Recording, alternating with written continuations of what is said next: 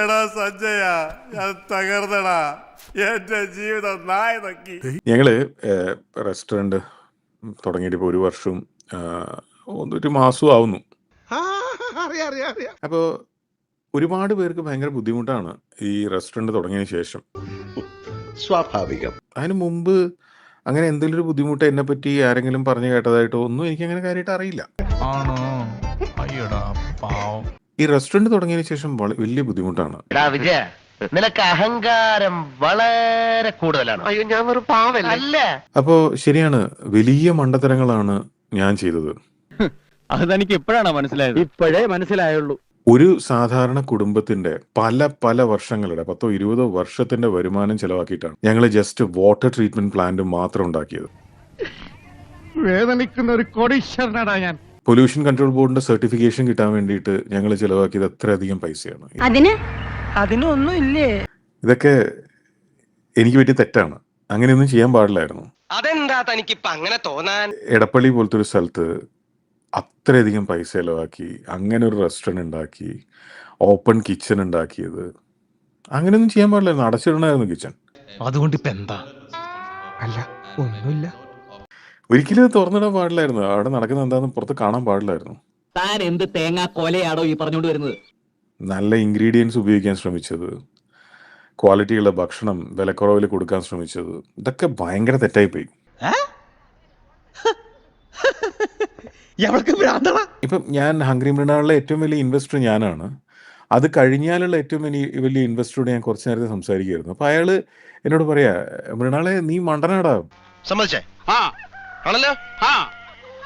എനിക്കത് അറിഞ്ഞാ മതി.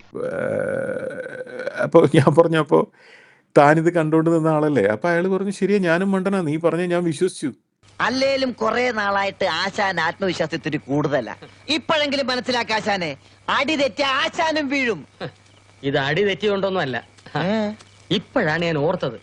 എന്തിനാ ഇത്രയധികം ലക്ഷം രൂപ ചെലവാക്കിയിട്ട് പൊല്യൂഷൻ കൺട്രോൾ ബോർഡിന്റെ NOC മേടിച്ച് റെസ്റ്റോറൻറ്റിന്? ആരാ മേടിക്കുന്നുള്ളത്? അങ്ങനെ അത് ചെയ്ത് തെറ്റായിപ്പോയി. അങ്ങനെയൊന്നും ചെയ്യാൻ പാടില്ലായിരുന്നു. ഒരു ഗ്രീസ് ട്രാപ്പ് പോലും വെക്കാത്ത അതൊന്നും ചെയ്യാൻ പാടില്ലായിരുന്നു. ഒന്നും ചെയ്യാൻ പാടില്ലായിരുന്നു. നിനക്കിത് വേണം. നീ എന്റെ മുമ്പിൽ കിടന്ന് വിലസിയില്ലേ? ഇക്കാര്യത്തിൽ എനിക്ക് നിന്നോട് യാതൊരു സഹതാപവും ഇല്ല. അത്രയ്ക്ക് നീ ഇവിടെ കിടന്ന് അഹങ്കരിച്ചില്ലേ? അങ്ങനെ ചെയ്യാതെ ഞാനൊരു സാധാരണ രീതിയിലുള്ള ഒരു റെസ്റ്റോറൻറ്റ് തുടങ്ങിയിരുന്നെങ്കിൽ കിട്ടുന്ന എന്താന്ന് വെച്ചാൽ ഏറ്റവും വില കുറഞ്ഞ് കിട്ടുന്ന ഇൻഗ്രീഡിയൻസ് എല്ലാം കൂടെ കലക്കി ഒരു സാധാരണ മാർക്കറ്റിൽ കിട്ടുന്ന അതേ വിലക്ക് കസ്റ്റമേഴ്സിന് കൊടുത്തിരുന്നെങ്കിൽ ആർക്കും എന്നെ പറ്റി ഒരു പരാതി ഉണ്ടാവില്ലായിരുന്നു. ആരാത് പറഞ്ഞേ? എടോ, ഇതൊക്കെ ആരെങ്കിലും പറഞ്ഞിട്ട് വേണോ? കാര്യങ്ങളൊക്കെ ഇത്രയായ സ്ഥിതിക്ക് നമുക്കവിടെ ഊഹിക്കാൻ പാടില്ലേ? എന്താ ഈ റെസ്റ്റോറൻറ്റിനെ പറ്റിയിട്ടുള്ള പരാതികൾ നിങ്ങൾ നോക്കൂ. ആ പരാതികളെല്ലാം ക്വാളിറ്റിയുള്ള നല്ല ഭക്ഷണം ന്യായ വിലക്ക് കൊടുക്കാൻ ശ്രമിക്കുന്നു. അതിനെ ബേസ് ചെയ്തിട്ടല്ലേ? എങ്ങനെ അളിനതൊന്നുകൂടി പറഞ്ഞേ. ഏത്? ഇപ്പൊ പറഞ്ഞില്ലേ? എന്താ ഈ റെസ്റ്റോറൻറ്റിനെ പറ്റിയിട്ടുള്ള പരാതികൾ നിങ്ങൾ നോക്കൂ. ക്വാളിറ്റിയുള്ള നല്ല ഭക്ഷണം ന്യായ വിലക്ക് കൊടുക്കാൻ ശ്രമിക്കുന്നു. ഹോ, മനോഹരം, ഗംഭീരം. റെസ്റ്റോറൻറ്റ് തുടങ്ങുന്നതിന് മുമ്പേ എന്നെ ആരും ഇങ്ങനെ വേട്ടയാടിയതായിട്ടോ അല്ലെങ്കിൽ ഒന്നും എനിക്കറിയില്ല. എനിക്കറിയില്ല. ഒന്ന് പോവാണ്ട അവിടെ നോടാണെങ്കിൽ കേൾക്കാൻ നല്ല രസമുണ്ടോ? ഞങ്ങളിപ്പോൾ 39 രൂപയ്ക്ക് ചോറ് കൊടുക്കുന്നു. ആ 39 രൂപയ്ക്ക് ചോറ് കൊടുക്കുന്നതിനെതിരെയുള്ള പ്രചരണമാണ് ഇപ്പോൾ നടന്നുകൊണ്ടിരിക്കുന്നത്. ശരിയാണ്, തെറ്റാണ്, ചെയ്യാൻ പാടില്ല. ഉറപ്പിക്കട്ടെ. അങ്ങോട്ട് നോക്കിയേ. Chicken biryani, beef biryani, big biryani. എന്നോട് കുറെ പേര് ചോദിച്ചേ, ഇവിടെ നമ്മൾ അൺലിമിറ്റഡ് റൈസ് ഉണ്ടോ എന്ന് ചോദിച്ചാൽ. അൺലിമിറ്റഡ് റൈസ് എന്ന് വെച്ചാൽ നമുക്ക് എത്ര വേണമെങ്കിലും ഇട്ട് കൊടുക്കാം. അവർ ആവശ്യപ്പെടുന്നതനുസരിച്ച് റൈസ് നമ്മൾ എത്ര വേണമെങ്കിലും കൊടുക്കാറുണ്ട്. അയ്യോ, അങ്ങനെ പറഞ്ഞൂടാ. ചിക്കൻ ബിരിയാണി ആരോ വിളിച്ചേ? എന്നാ പിടിച്ചോ. സുഖം. എന്തൊരു എളിമ, എന്തൊരു വിനയം. ശരിയാ. എറണാകുളത്ത് തന്നെ അൺലിമിറ്റഡ് ആയിട്ട് ഒറിജിനൽ കൈമാ റൈസിൽ ബിരിയാണി കൊടുക്കുന്ന ഒരു കട, അതും സിനിമാ താരം ബിബിൻ ജോർജ് ഏട്ടന്റെ കട. എന്താ ഉറക്കം വരുന്നു.